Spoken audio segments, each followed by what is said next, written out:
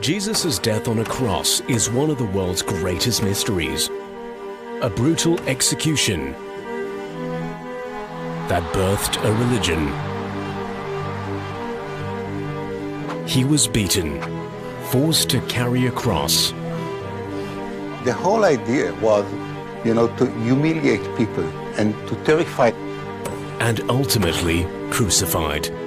Jesus died within 6 hours, but his body was never found. His precise cause of death remains unknown to this day. How did Jesus really die?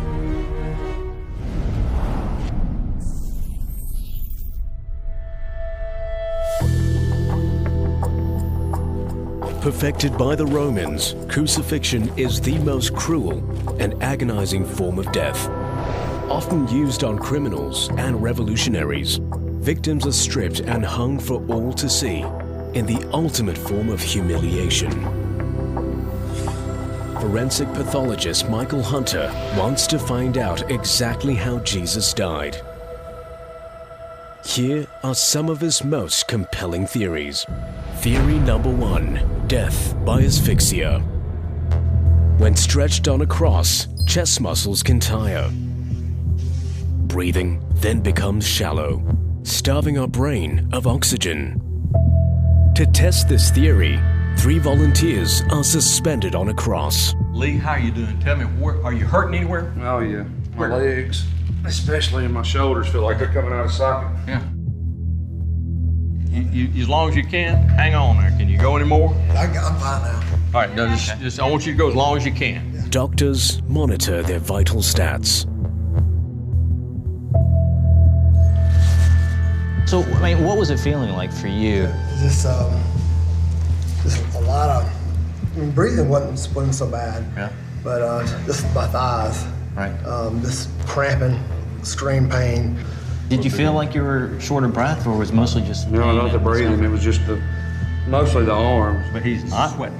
There's no nasal flaring. He's not having trouble getting in oxygen. He's not mouth breathing. He's fine. Further tests on oxygen levels reveal that death by asphyxiation would take over 6 hours. But the Bible says Jesus took 6 hours to die on the cross. So if indeed this was the case, then you really have to think of other mechanisms. Asphyxia is pretty much off the table. Absolutely off the table here. Theory number 2, dehydration from fluid and blood loss. Gospel accounts tell of Jesus sweating blood on the night before his death.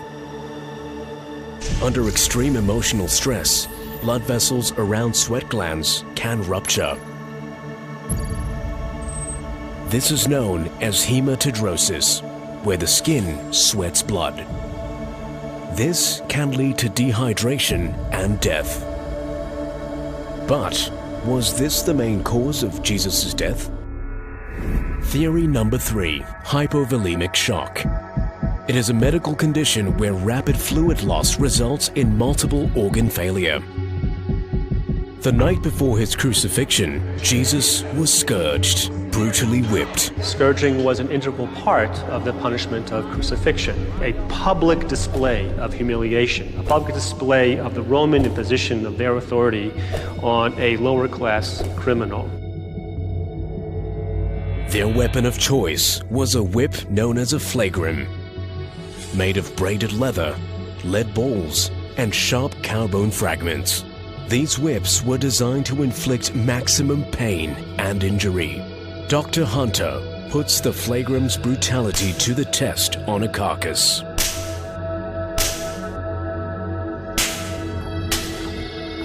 Wow! There's islands of bone just free floating. Yeah. Yeah? Yeah. Okay. I mean, it's completely pulpified. So, I mean, the impacts are so severe. You have rib fractures, anterior lateral, but you also have more posterior. Oh, look at that. They are complete fractures. This would certainly hasten blood loss, dehydration, and death. Jesus was then forced to carry his own cross to his execution. Made of oak, it was 6 feet long and weighed close to 40 kilograms. You have Jesus who's carrying something that's weighing 80 pounds. He sustained, severe trauma. His heart rate is probably rising, his respiration is really rising, he's struggling. So I can imagine that he's starting to get fatigue in his legs. He may get somewhat disoriented, and it brings up the possibility of him likely or possibly falling. According to Christian tradition, Jesus fell 3 times. Dr. Hunter finds out through an experiment what falling with the cross might do to the body.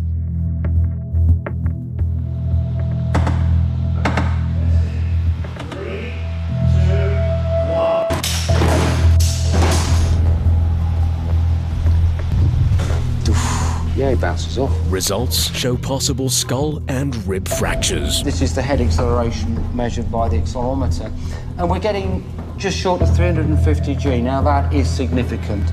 Doctors believe skull fractures and concussions can occur at about 220 G. This is quite significant loading onto the chest. If you repeat this a number of times, then in fact the overall consequences could be a lot worse. His falls would have increased organ injuries caused by the scourging. I believe Jesus suffers dehydration from profuse sweating, external bleeding, and lack of fluid intake. He's likely to be bleeding into his chest through fractured ribs. His internal organs may also be ruptured and bleeding. With his lungs likely partially functioning, he has difficulty in breathing and shifting blood and oxygen around his body. Once he loses 20% of his blood, he starts to go into hypovolemia.